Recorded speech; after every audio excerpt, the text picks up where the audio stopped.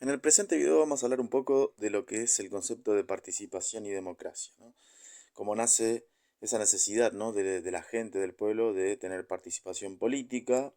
Vamos a ver algunas características acerca de la participación, cuáles son los niveles de participación que tiene la gente y también cómo es la participación en lo que es la democracia formal y la democracia informal.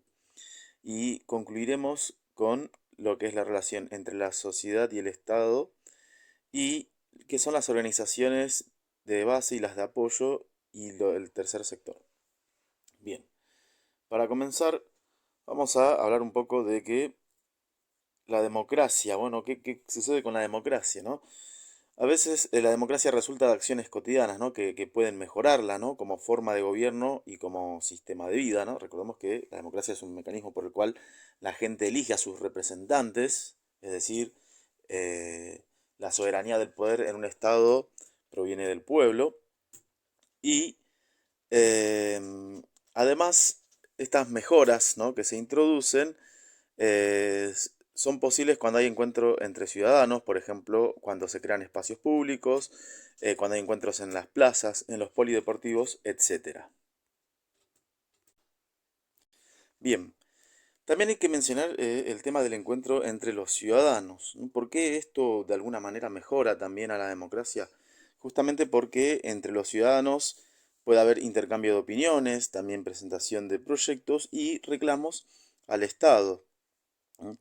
Es por eso que también el Estado juega un rol fundamental, ya que favorece una real participación de todos, ¿no? mediante políticas públicas, las cuales otorgan herramientas a aquellos con menos recursos, ¿no? Y bueno, esto les permite a ellos ampliar su acción colectiva. O también a veces puede suceder que el Estado coarta, ¿no? esa acción colectiva, ya que no siempre los derechos humanos son respetados. Hay que tener en cuenta que a veces hay leyes que, bueno, al ser sancionadas por los diferentes organismos de Estado, ¿no? sea la Cámara de Diputados o de Senadores, a veces pueden ser leyes que terminan afectando algunos derechos de los ciudadanos. Y en cuanto a a los gobernantes, bueno, ellos deben dar a conocer, o más dicho, deben conocer de las personas qué es lo que piensan, qué sienten y qué soluciones pretenden dar. De esta manera pueden diseñar alternativas más adecuadas para aquello que no se consideró en las acciones de gobierno o durante una gestión política. En cuanto a las características de la participación, hay que tener en cuenta que la vida democrática es conflictiva y esto sucede por diversas características. Es por la pluralidad de voces, es decir, la opinión de cada persona es diferente, no todos concuerdan, ¿no? en cuanto a qué político debería ser elegido o qué tipo de políticas deberían llevarse a cabo o qué tipo de soluciones deben encontrarse a determinados problemas. Esto también tiene que ver con los niveles socioeconómicos, ¿no? que conforman una sociedad. También de ello implica el desafío de la tolerancia, ¿no? debido a a las diferencias entre los ciudadanos, el difícil compromiso con la paz y también el cumplimiento de las normas generales, cosa que a veces no logra sucederse ya que no todos respetan las normas. También dentro de la participación se encuentran tres niveles diferentes. El primer nivel, que es el nivel más bajo, es el nivel de información, o sea, el nivel mínimo, el cual implica incorporar la información que está socialmente disponible sobre los temas concernientes a la comunidad. Después, en segundo lugar, tenemos el nivel de la opinión, que es un nivel ya creciente, y este implica expresar libremente las ideas propias sobre los temas relacionados con la vida en común, tener voz y también el derecho a ser escuchados. Y por último tenemos el nivel de tomas de decisiones, que este es el nivel más alto o más avanzado, ¿no? en la participación política, ya que implica incidir en la toma de decisiones que afectan al colectivo social, es decir, a todo el pueblo.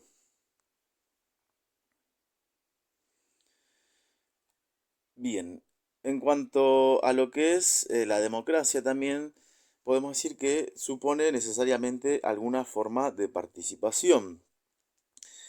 Entre las formas de participación podemos nombrar el sufragio, el cual implica emitir la propia opinión mediante el voto, ¿no? O sea, la acción que ejercemos en las elecciones, por ejemplo, presidenciales o en las legislativas. Y después se encuentra la forma de participación a través de los partidos políticos. ¿Qué son los partidos políticos? Son asociaciones políticas que están reconocidas por las leyes y también por la sociedad misma. A estos organismos los conforman un grupo de personas que son miembros que se les llaman afiliados y tienen en común que comparten ideas políticas, económicas y sociales dentro de lo que es la plataforma partidaria. ¿Qué es la plataforma partidaria? Es el programa que elaboran los partidos políticos, las coaliciones o aquellos candidatos que son independientes y que está dirigida al electorado. Estas se plantean en las campañas electorales donde exponen el diagnóstico, la visión y las propuestas de solución a los problemas sociales, nacionales o globales, perdón, que están considerados como prioritarios. ¿Cuál es el objetivo de los partidos políticos? En primer lugar, conquistar el poder. Y una vez que lo alcanzaron, retenerlo si ya lo lograron. Ahora, ¿cómo es esto posible? Mediante la postulación de candidatos dentro del propio partido. Los partidos políticos están regulados por el artículo 38 de la Constitución Nacional, por la Ley Orgánica de Partidos número 23.298 y la Ley de Financiamiento de Partidos número 26.215. Toda esta legislación establece que los partidos deben organizarse libre y democráticamente, también pueden difundir sus ideas y acceder a la información pública. Además, la legislación permite un financiamiento. Este financiamiento viene también del Estado, pero también los partidos se financian con fondos propios, los cuales deben ser explicados, ¿no? O sea, de dónde provienen y lo mismo que su patrimonio. O sea, deben justificar, ¿no? De acuerdo con estas leyes de partidos, el origen de aquellos bienes que poseen, bienes materiales, dinero, etcétera. En los partidos políticos se ejercen los niveles de información y de opinión. ¿Cómo se explica esto? Básicamente en que el partido que está en el gobierno influye en la toma de decisiones. Como contraparte, aquellos partidos que son considerados opositores, es decir, los que se oponen al oficialismo o al partido que está gobernando, en parte influirán en la toma de decisiones. ¿Cómo pueden hacer esto? Proponiendo alternativas, apoyando decisiones o incluso dificultándolas. Por ejemplo, si hay una ley con la que una parte de la Cámara de Diputados y Senadores no está de acuerdo, pueden oponerse a esas leyes sin que se logre el quórum, es decir, la cantidad de votantes necesarios para aprobar un proyecto.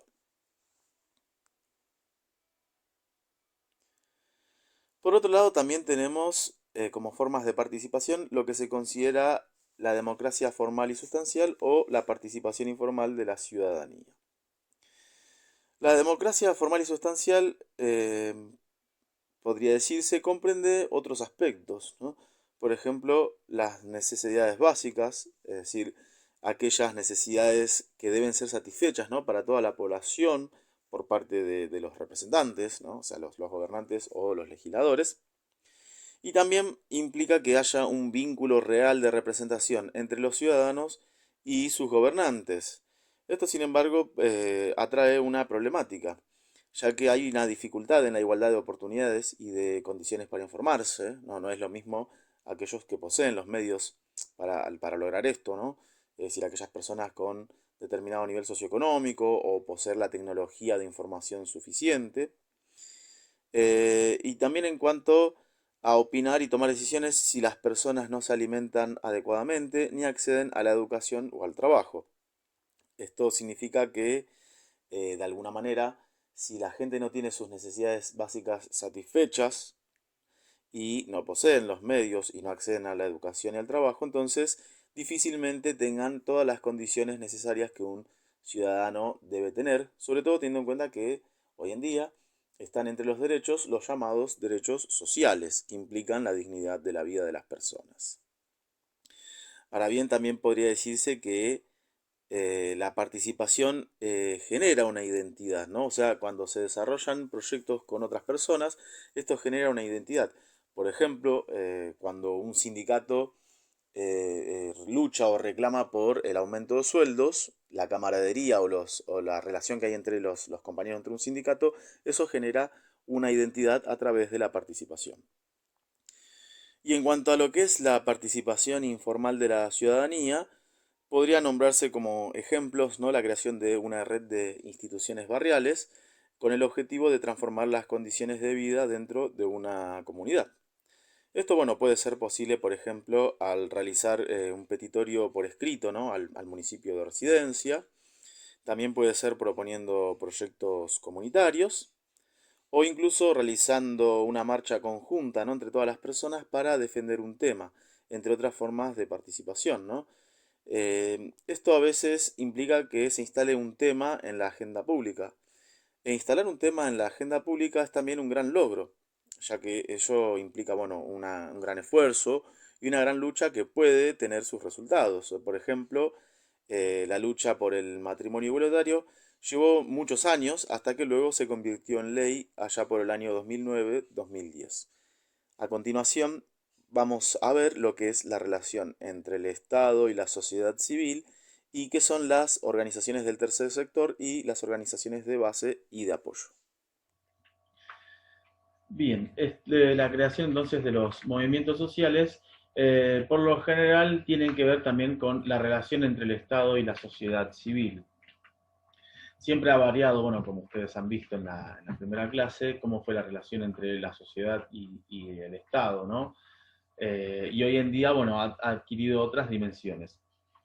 Como ustedes saben, bueno, por lo general el poder legislativo y el ejecutivo, que son los poderes relacionados con las cámaras de diputados y senadores, en el caso del poder legislativo, y el presidente, en el caso del poder ejecutivo, eh, son poderes cuyas funciones son dictar y poner en práctica las leyes, ¿no?, para que sean aceptadas por todos los miembros de un Estado, ¿no?, de un país. Sin embargo, puede suceder que estas leyes no tengan aceptación dentro de la sociedad, porque, bueno, pueden ser que sean leyes que afecten los intereses de la mayor parte de la población, o a veces pueden generar estas leyes cierta antipatía sin que necesariamente estas leyes sean anticonstitucionales, es decir, que no necesariamente tienen que ser leyes que se opongan a la Constitución. Y a veces estas leyes pueden conducir a la oposición civil o a actitudes, bueno, de parte de la sociedad para oponerse a ciertas medidas que de alguna manera afectan a sus intereses. Por lo general, bueno, esta oposición civil suele manifestarse de diferentes formas. Por un lado, por ejemplo, están las marchas, ¿no? Manifestaciones en marchas, por ejemplo, que tengan que ver con algún reclamo social. Después están también los scratches, ¿no?, que es una forma de oposición civil que se ha utilizado mucho, por ejemplo, en los casos de asesinato, ¿no?, para escrachar la dirección de alguien que cometió un ilícito. Después tenemos también las pintadas, que por lo general es un método utilizado por sectores de menos recursos. Y bueno, estas pintadas pueden manifestarse a través de grafitis o de esténciles en paredes. Después, bueno, en los últimos años, algo que ha tomado relevancia son las autoconvocatorias, ¿no? O sea, los grupos grandes de personas que se autoconvocan a través de las redes sociales, teniendo en cuenta la gran difusión que han tenido a lo largo de estos años, ¿no? Por ejemplo, a través de Facebook, de WhatsApp, de Twitter, etc. Y bueno, por último, otra forma de oposición civil también es a través de diferentes expresiones políticas que podemos ver en las calles, como por ejemplo las caravanas, los apagones y todo tipo de demostraciones artísticas. Bien, bueno, entonces los movimientos sociales. Vamos a remontarnos a los orígenes de los movimientos sociales.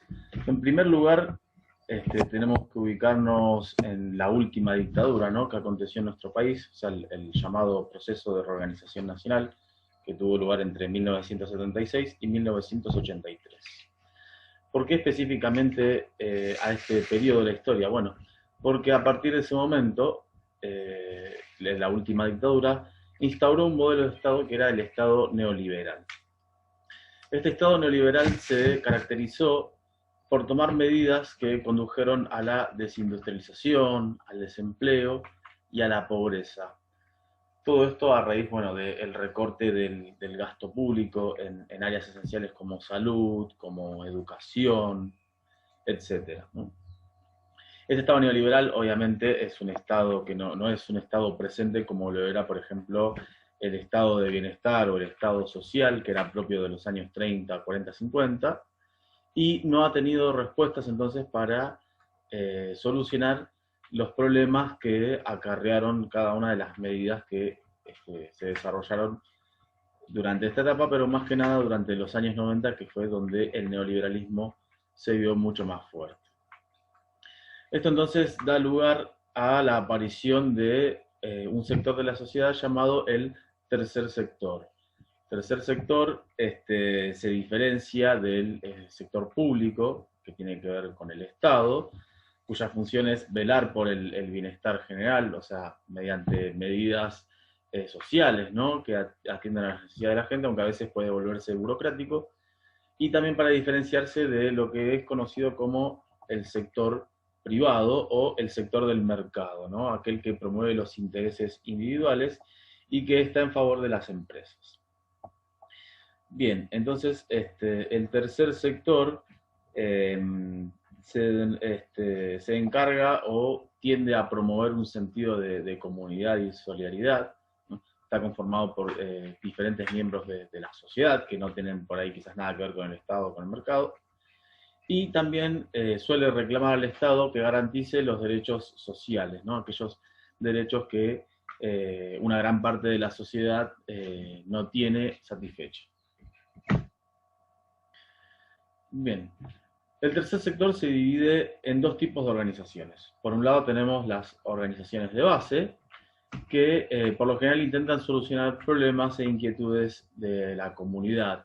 Por ejemplo, falta de agua, o solucionar alguna cuestión que tenga que ver con el barrio, ¿no?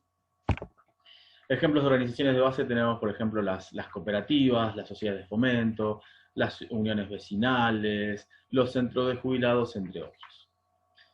Y después, por otro lado, también dentro del tercer sector, tenemos las llamadas organizaciones de apoyo.